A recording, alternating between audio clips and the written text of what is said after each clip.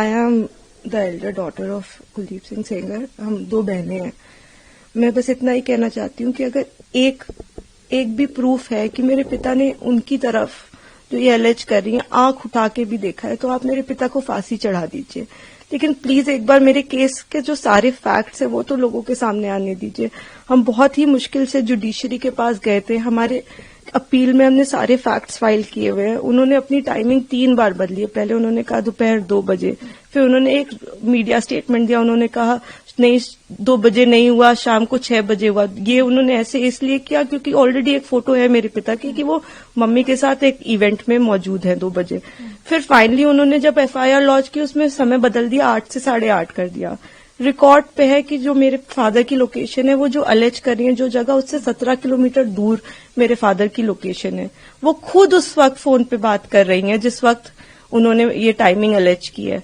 तो इतने सारे सबूत होने, एम्स की रिपोर्ट है जो बता रही है कि वो 18 साल के ऊपर है और वो खुद को माइनर 15 साल की बच्ची बताती हैं। मैं बस ये आपके माध्यम से कहना चाहती हूँ कि मैं समझ रही हूँ कि आपकी भावना एक तरफ जुड़ी हुई है क्योंकि आपने ये सारे फैक्ट शायद कभी सुने नहीं है और ना किसी ने हमें नहीं अप्रोच किया कि आप अपना आपके फैक्ट्स क्या है। किसी ने उनसे कभी पूछा कि आप एक सबूत दिखा दीजिए कि आपकी तरफ कुलदीप सिंह सेंगर ने कभी आंख उठा के भी देखा। मैं कह रही हूँ अगर वो दिखा दे तो वो फांसी दे दे, लेकिन आप इस तरह का अनड्यू प्रेशर बना के, वो उन्होंने क्या किसी को पता है कि वो एक पॉलिटिकल पार्टी से एसोसिएटेड है। 2022 में उनकी मां ने विधानसभा का चुनाव लड़ा हुआ है उन्नाव से। ये सब चीजें वो नहीं बताएंगे क्योंकि वो सब चीजें उनके नैरेटिव को सूट नहीं करता। हम भी 2 बेटियां हैं, 8 साल से ड्यू प्रोसेस, मतलब हम कभी धरना देने नहीं बैठे, हम कुछ नहीं किया, हम ड्यू प्रोसेस पे विश्वास रख के, और आज भी हमें पूरा विश्वास है कि अंत में, क्योंकि हमारा केस इतना स्ट्रांग है, अंत में हमारी जीत होगी। लेकिन 8 साल हो गए। मैं आपसे हाथ जोड़ के विनती करती हूँ कि प्लीज एक बार मेरिट्स पे हमारा केस सुन लिया जाए। हम कोई दरिंदे नहीं है, हम भी नॉर्मल परिवार हैं, और वो हमें कुछ भी पावरफुल बोल ले या कुछ भी कह ले, असल बात तो यही है ना कि 8 साल से इतने सबूत होने के बावजूद वो जेल में बंद है क्योंकि एक बार आपने ऐसा झूठा इल्जाम उन पे लगा दिया। इस केस में इन्होंने स्टेटमेंट्स तो अपने बहुत सारे बदले ही हैं, जो कि आप अगर मुझसे कहेंगे तो मैं आपको डिटेल में प्रोवाइड कर दूंगी। इन्होंने समय 3 बार बदला है। पहले इन्होंने कहा कि दोपहर को 2 बजे कुलदीप सिंह सेंगर ने मेरे साथ रेप किया। उसके बाद इन्होंने कहा नहीं दोपहर के 2 नहीं बज रहे थे, शाम के 6 बज रहे थे। फिर इन्होंने चेंज किया, कहा नहीं ये नहीं हो रहा था, शाम के 8:30 बज रहे थे। जब सीबीआई ने मेरे फादर की लोकेशन निकाली तो उनकी लोकेशन 17 किलोमीटर दूर उनके उन्नाव ऑफिस की पाई गई। सीबीआई ने दूसरे केस में सीबीआई ने जानबूझ के हमें चार्जशीट किया, और उसके बाद जब दूसरे केस में चार्जशीट लगाई तो हमें पता लगा कि हमने जब वो सीडीआर देखे तो हमें पता लगा कि ये तो उस वक्त पे फोन पे बात कर रही थी। तो सीबीआई ने भी जानबूझ के, आई डोंट नो किस प्रेशर में आके, सारे इंस्टीट्यूशंस, लेकिन सीबीआई ने प्रेशर में आके हम पे इनके कहने पे चार्जशीट लगाई। मैं देखिए किसी पे इल्जाम नहीं लगा रही, मैं बस ये कह रही हूं कि अभी भी ये सारे तथ्य हमारी अपील में मौजूद है। हमारे पास इनका एक रिकॉर्ड है। एक बार हमारी बात प्लीज सुन ली जाए, क्योंकि हम भी बेटियां हैं, 8 साल से इधर उधर भटक रहे हैं। उनके साथ देने के लिए तो बहुत लोग हैं। हम अकेले ही कोर्ट जाते हैं। अगर वो हमें गाली देते हुए भी हमारे बगल से निकल जाती हैं तो उनके पास सिक्योरिटी है, हमारे पास मैडम सिक्योरिटी नहीं है। वो गाली भी देती है तो भी सब कहते हैं कि तुम्हें अपने पापा को निकालना है ना बेटा, तो सीधे देखती रहो, गाली खाती रहो, लेकिन तुम्हें जवाब नहीं देना है। हमने आज तक किसी को जवाब नहीं दिया, यही सोचते हुए, क्योंकि हम प्रोसेस में कि हम हर चीज सही ढंग से करेंगे, हम किसी ऐसे वैसे लोगों के पास नहीं जाएंगे, तो कहीं ना कहीं इतने सबूत है इसमें कि हमें जीत मिलेगी। तो हम उसी का इंतजार कर रहे हैं। हमारी बस हाथ जोड़ के यही कि हम बिल्कुल विश्वास करते हैं, हम सारी संस्थाओं पे विश्वास करते हैं, लेकिन मैं बस इतना प्रे करना चाहती हूँ कि किसी के प्रेशर में आके कोई काम ना हो। आप सबूत देख के काम करिए। अगर सबूतों में हमारे जरा सा भी आपको गड़बड़ लगे तब आप ये काम करिए, लेकिन नहीं है। उनसे कहीं ना वो एक चीज सबूत दिखाए। वो बोलते हैं कि ट्रक वाला जो एक्सीडेंट बताते, कितनी मिस इन्फॉर्मेशन है कि 11 बार कि हो सकता है। IIT दिल्ली, सीबीआई, NHRC, सारी की एक्सपर्ट टीम बनाई गई थी। इसमें सबने पाया कि वो नेचुरल एक्सीडेंट था। मेरे फादर उस केस से डिस्चार्ज हो चुके हैं, लेकिन आप देखिए आपको कोई मीडिया चैनल नहीं बताएगा कि मेरे पिता उस केस से डिस्चार्ज हो गए थे, जिसमें वो कह रही हैं कि लोगों को मरवाया। आज भी आपने यही नैरेटिव बना रखा है कि लोगों को मरवाया। मतलब इतना झूठ, इतना मिस इन्फॉर्मेशन है वहां पे कि मैं बस रिक्वेस्ट करना चाहूंगी, प्लीज किसी तरह का मिस इन्फॉर्मेशन मत फैलाएं। आपके जैसे भी सवाल हो आप मुझसे पूछ लें।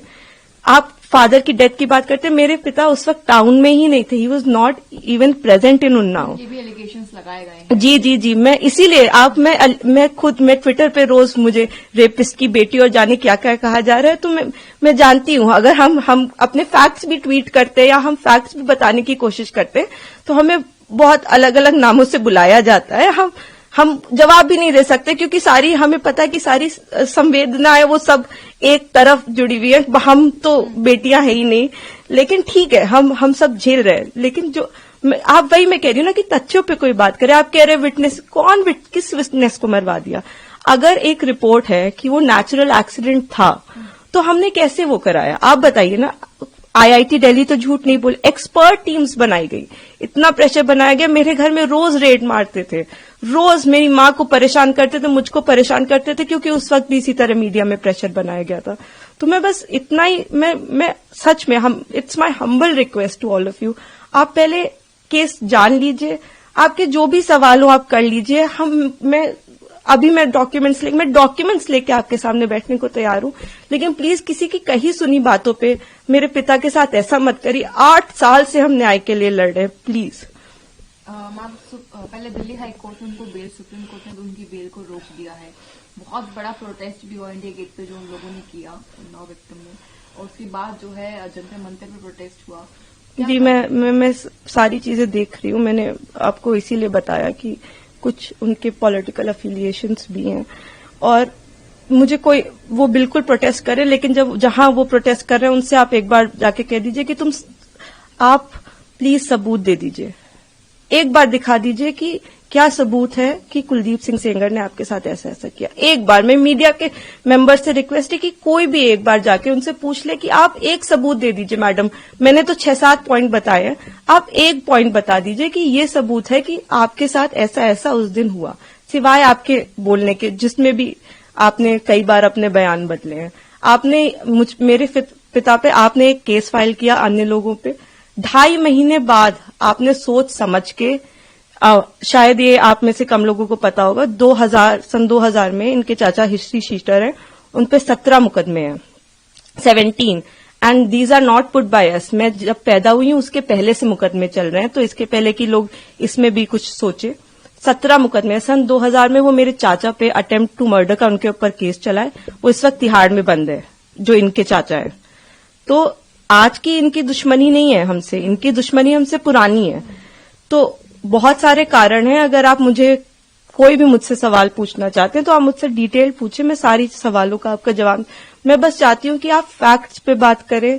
आप एक बार, मैं भावनाएं समझती हूँ सबकी, किसी को भी, मैं खुद एक बेटी हूं, मुझे ये कहानी किसी बच्ची की सुनाई जाती तो मैं भी शायद ट्विटर पे गालियां ही लिख रही होती, लेकिन उस कहानी में कितना सच है ये जान लीजिए कि दूसरी तरफ भी हैं बेटियां, दूसरी तरफ भी लोग हैं। जिस इंसान को आप इतना बुरा समझ रहे हैं वो नहीं है, वो 2 बच्चियों के, और मैं इसलिए नहीं कह रही कि आप आर्ग्यूमेंट्स वो लेके आए, लेकिन वो भी इंसान, क्या उन्होंने देखा भी आंख से? आप एक प्रूफ दे दीजिए और आप मेरे पिता को फांसी पे चढ़ा दीजिए। मैं कह रही हूं, अगर एक भी सबूत है कि मेरे पिता ने उस लड़की की तरफ आंख उठा के भी देखा है तो आप मेरे फादर को फांसी दें।